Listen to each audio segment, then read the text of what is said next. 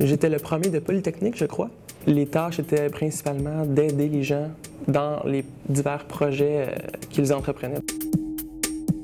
On parle de sécurité électrique, on parle d'inventaire, on parle de soutien aux équipes d'entretien. Les projets sont multiples dans une multitude de domaines. Chaque personne dans l'entreprise avait disons, son niveau d'expertise, son domaine d'expertise plutôt.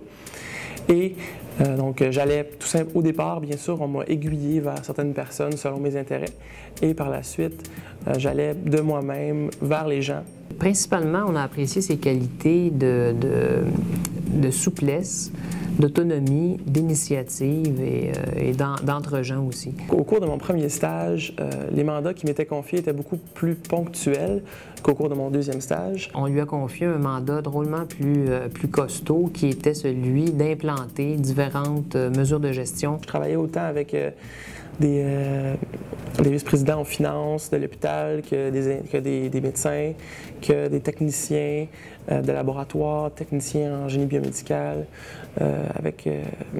donc c'est vraiment avec les gens de l'informatique. Alors c'est vraiment une panoplie de gens, de milieux différents, de compétences différentes, de personnalités différentes. Et cet aspect-là, c'était vraiment intéressant à développer du fait que chaque personne nécessite une approche qui est différente. Nous, comme spécialistes en technologie de la santé, je pense que nous avons le défi et le devoir d'arriver avec des solutions aidantes, des solutions optimisantes. De faire plus avec moins, pas seulement au niveau pratique, c'est-à-dire il ne faut pas seulement optimiser, par exemple, le rendement des appareils, optimiser le temps que ça prend pour faire une intervention. Il faut aussi optimiser le coût de ces éléments-là, tout en ne diminuant pas la qualité des soins aux patients. Au GBM, on peut offrir 2-3 stages à chaque année. Je me suis fait offrir un emploi à la fin de mes études. Disons que dans mes plans, je m'enligne plus vers un futur en design de produits pour les prochaines années.